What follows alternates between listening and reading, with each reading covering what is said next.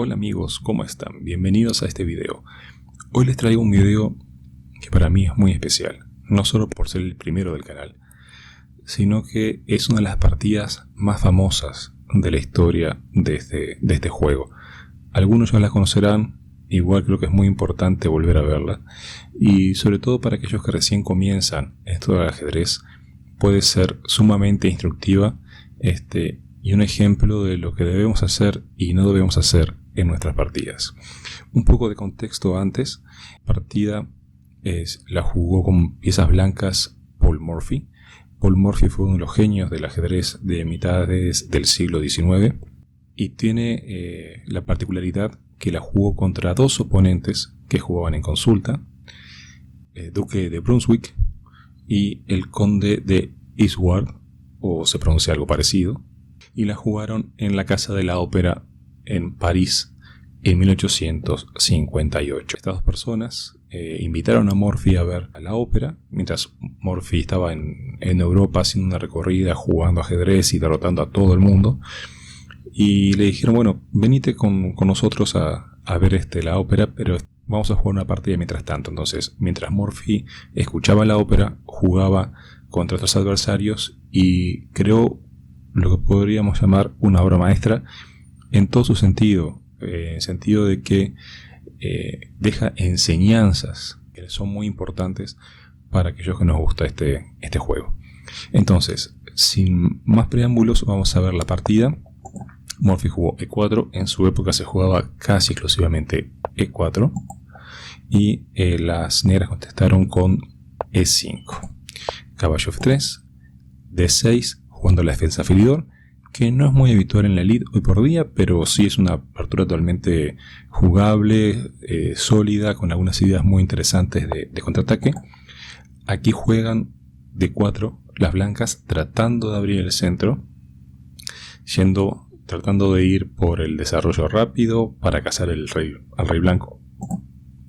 Y las negras juegan alfil G4. En ese momento la teoría consideraba como que era una jugada buena. Sin embargo, actualmente no está muy bien vista por algunas razones que vamos a ver, como que permite una serie de jugadas por parte del blanco que permiten que se active, que el negro tiene que perder la pareja de alfiles, hacer alguna concesión, y el blanco se desarrolla de forma muy rápida. Entonces, lo que ahora jugaron las blancas fue peón por peón, y las negras tuvieron que capturar el alfil en el caballo en F3. ¿Por qué capturar en F3? Bueno, alguien podría pensar, bueno, ¿qué pasa si en vez de capturar en F3 se captura el peón en E5, capturando y manteniendo la tensión y la clavada sobre la dama?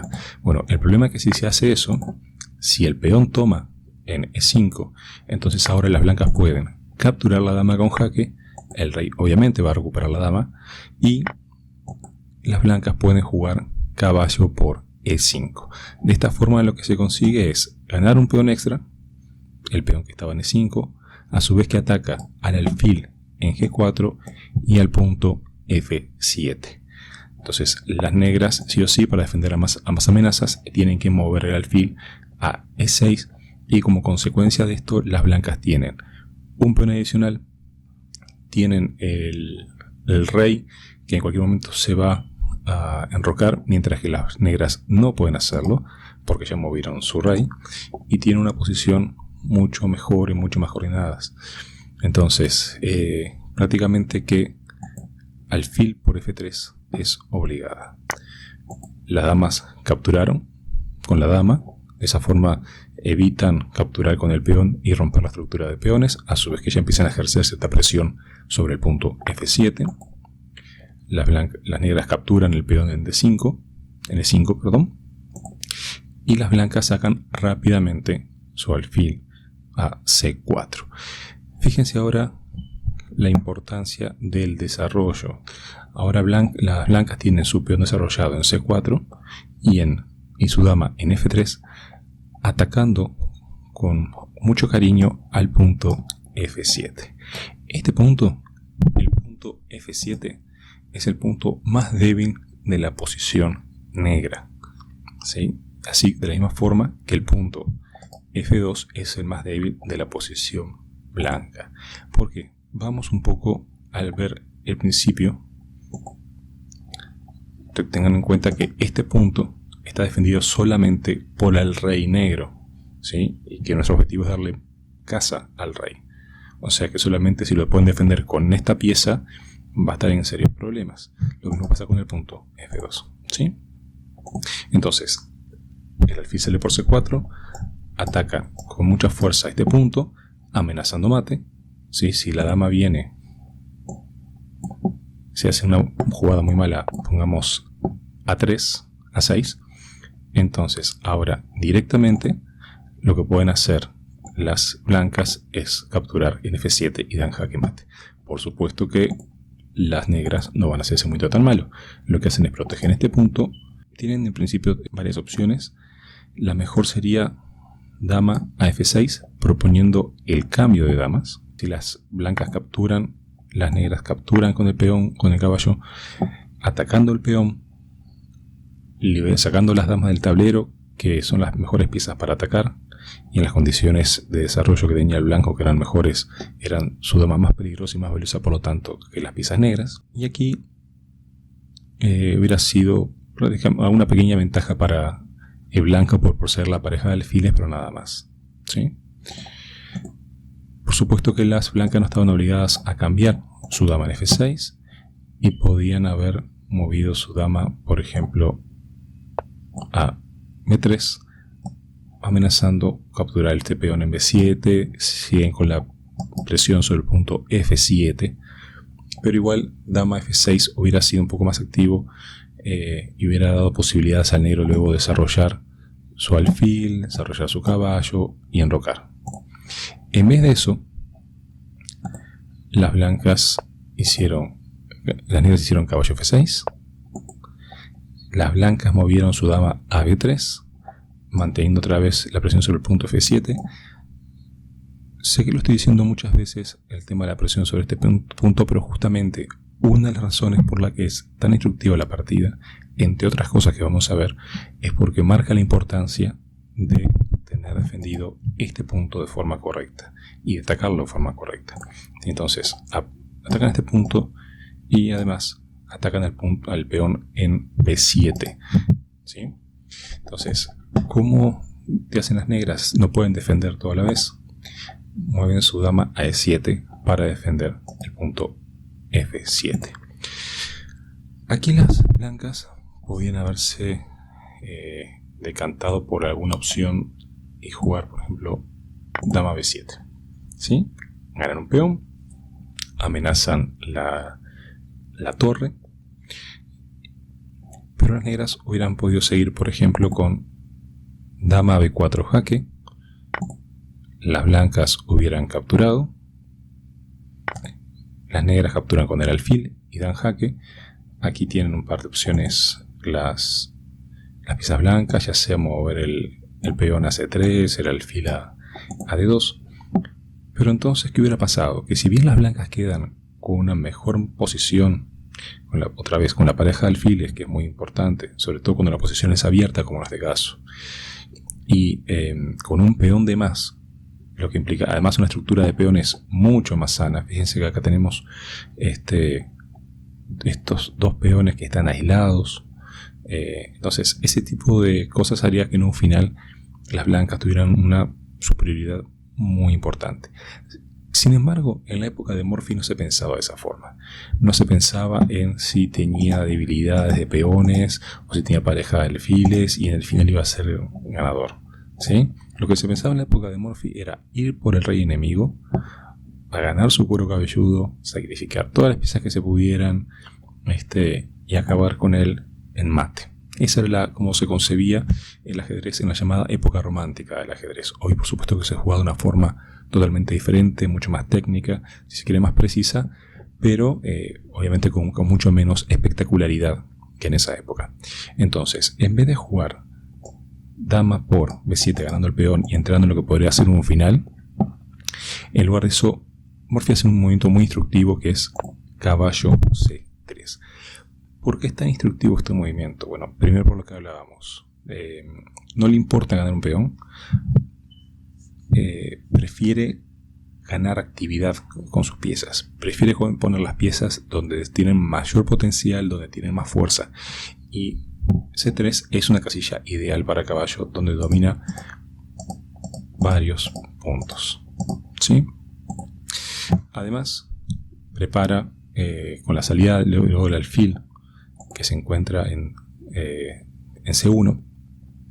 Con la salida de este alfil va a preparar el enroque largo, si así lo llega a requerir. También puede hacer el enroque corto, y a su vez prepara algunos saltos con el caballo, tanto a B5 como D5, que pueden llegar a ser muy molestos. Precisamente para controlar esos saltos de caballo es que el negro hace, con muy buen tino, la jugada C6.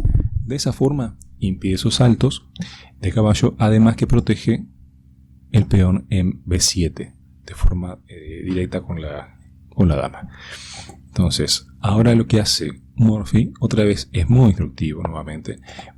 Juega alfil a G5. ¿Por qué? Desarrolla una pieza, prepara el enroque largo, y si las blancas llegan a conseguir enrocarse largo, van a poder controlar la columna D. Pero además de eso, también clava a este caballo. Este caballo no se puede mover libremente porque está la dama atrás de él, y si lo toma si se mueve quedaría una dama de menos, y por lo tanto posición perdedora. Aquí la posición negra ya es muy difícil de jugar. Ya es muy difícil de jugar con negras, y es muy difícil poder dar consejos de cómo jugar. La mejor jugada, en este caso, hubiera sido jugar caballo A6. Es una casilla un poco natural, es cierto, pero amenaza con ir a C5 y de aquí presionar a la dama, presionar este peón, y si las blancas no juegan correctamente, vamos a poner por ejemplo que las blancas enroquen largo, ¿sí?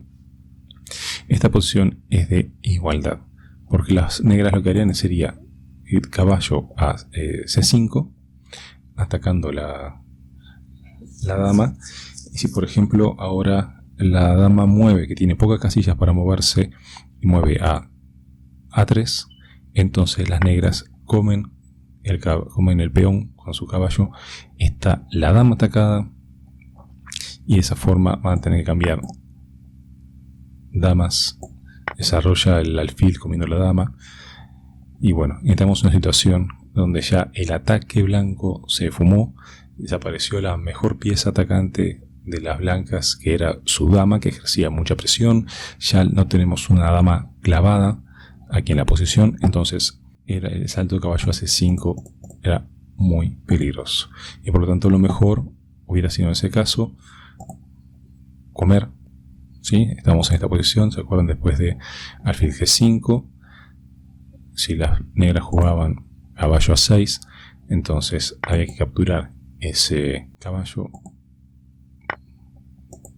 capturado de vuelta.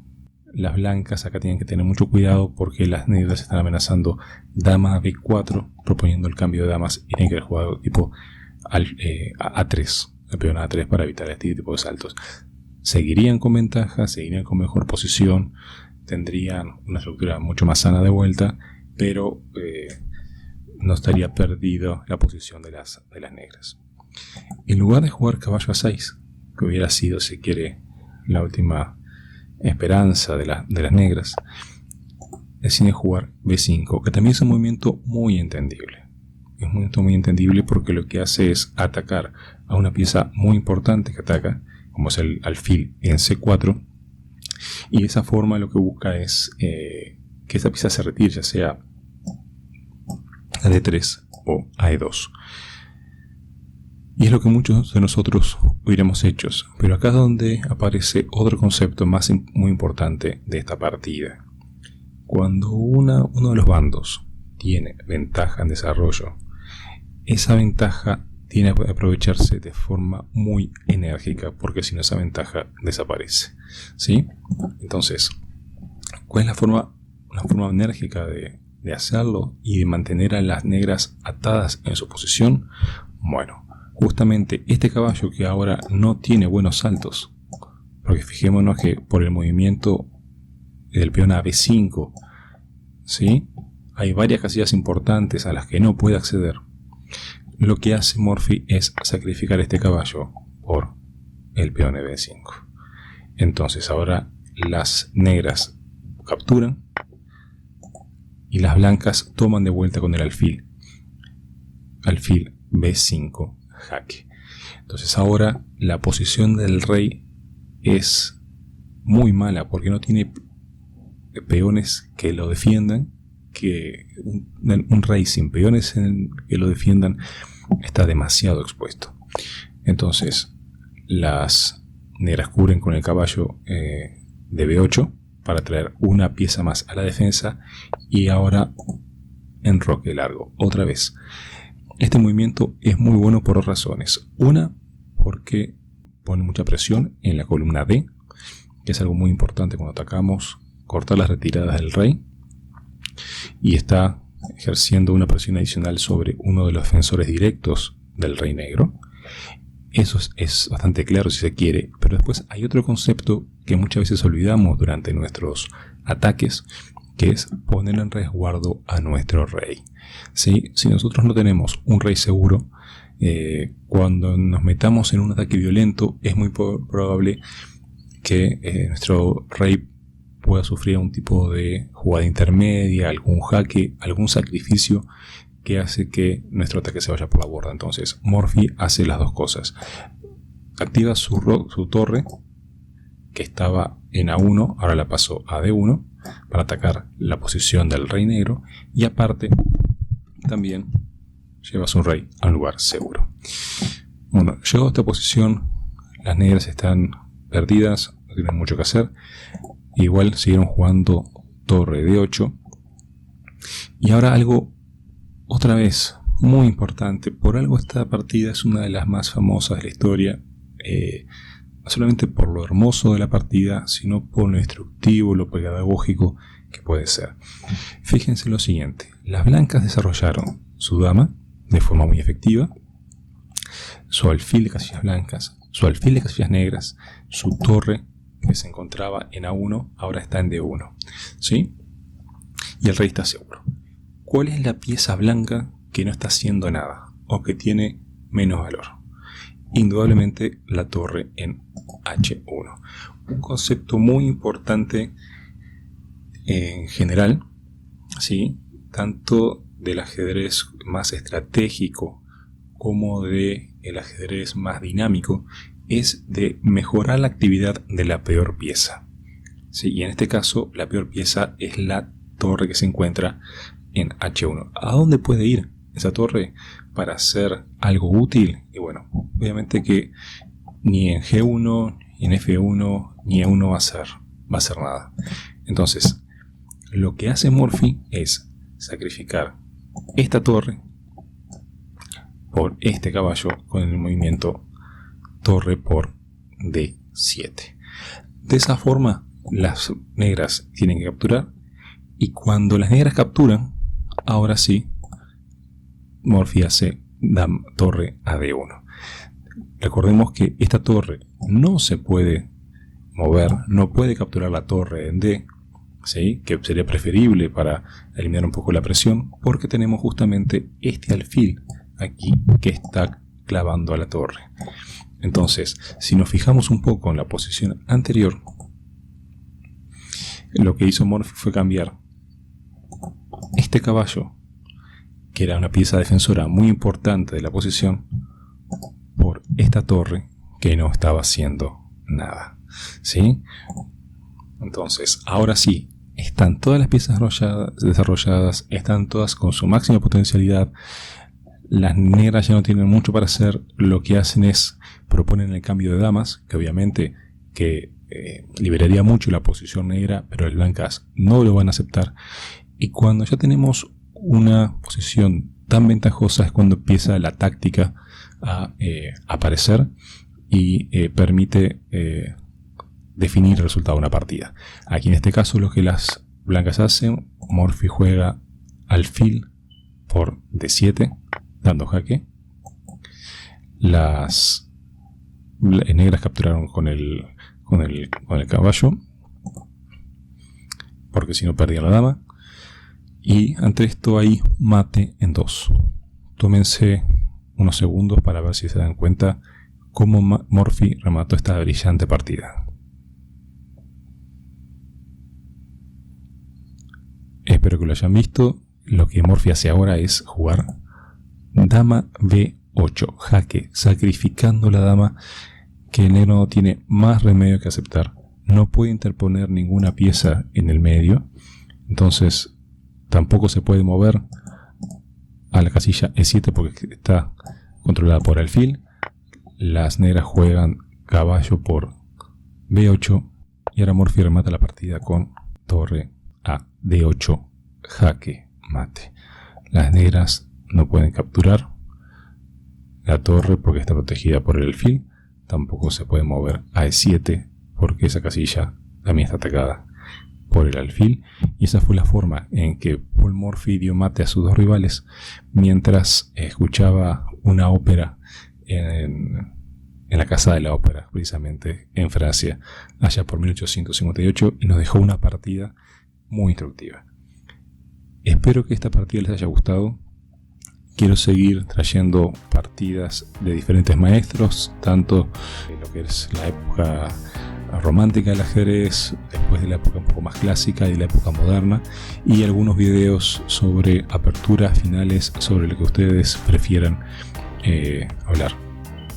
Bueno, me ha sido un gusto, espero que les haya gustado el video. Si les gustó, por favor, déjenme su like, suscríbanse al canal, que estamos empezando el canal y sus comentarios, sus puntos de vista son muy importantes para mí. Será hasta la próxima, nos estamos viendo, muchas gracias.